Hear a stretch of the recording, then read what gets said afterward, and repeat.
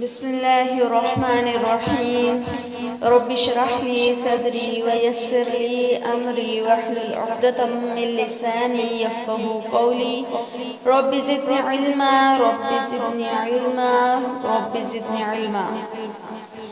سورۃ البقرہ آیت نمبر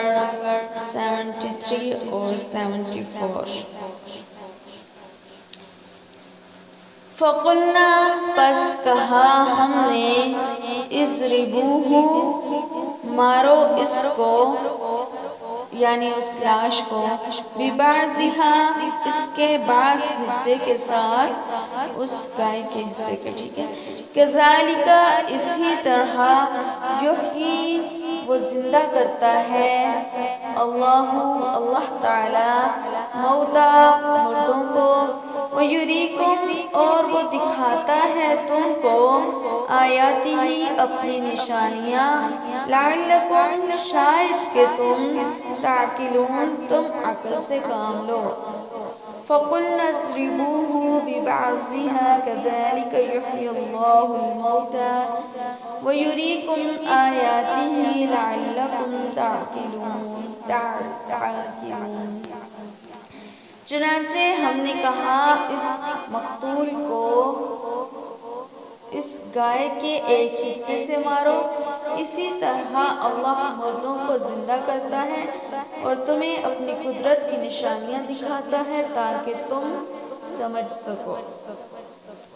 ثم پھر قست سخت ہو گئے قلوبکم تمہارے دل من بعد ذالک اس کے بعد فہیا پس وہ یعنی دل کالحجارتی جیسا کہ پتھر ہو او یا اشد زیادہ قسوتاً سخت وَإِنَّ اور بے شک من الحجارتی پتھروں میں سے لما البتہ وہ ہے جو یتفجر کہ بہہ پڑتی ہیں منہ اس سے انہار نہریں وَإِنَّ اور بے شک منہا اس میں سے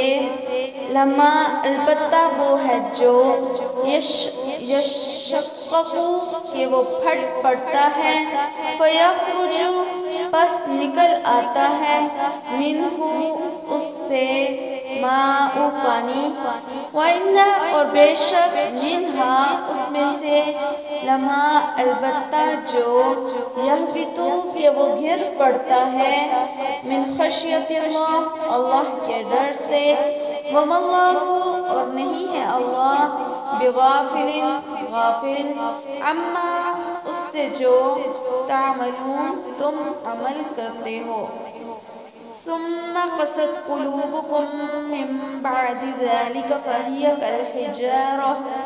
كالحجارة أو أشد قسوة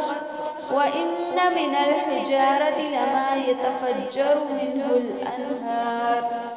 وإن منها لما يشقق فيخرج منه الماء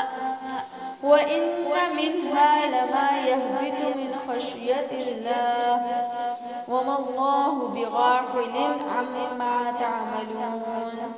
اس سب کے بعد تمہارے دل پھر سخت ہو گئے یہاں تک کہ وہ ایسے ہو گئے جیسے پتھر بلکہ سختی میں کچھ ان سے بھی زیادہ